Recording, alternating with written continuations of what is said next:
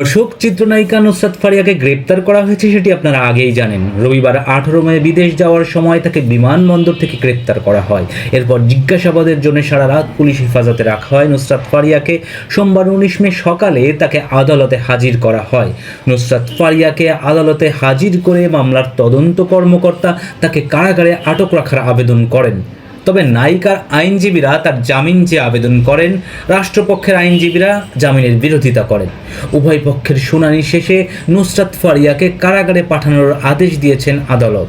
একই সঙ্গে তার জামিন শুনানির জন্য আগামী 22 মে দিন ধার্য করেছেন আদালত। দর্শক, আপনারা জানেন বৈষম্য বিরোধী আন্দোলন কেন্দ্রিক রাজধানীর ভাটারা থানায় দায়ের করা একটি হত্যা চেষ্টা মামলায় আসামি করা হয়েছে নুসরাত ফারিয়াকে। দর্শক, নুসরাত ফারিয়া যদি দোষী না হয়ে থাকেন তাহলে আমরা তার দ্রুত মুক্তির আশায় রইলাম। শুভকামনা রইল দর্শক আপনাদের জন্যও। সাবস্ক্রাইব করে সঙ্গে থাকুন আমাদের পার্শ্বচিত্র চ্যানেলের।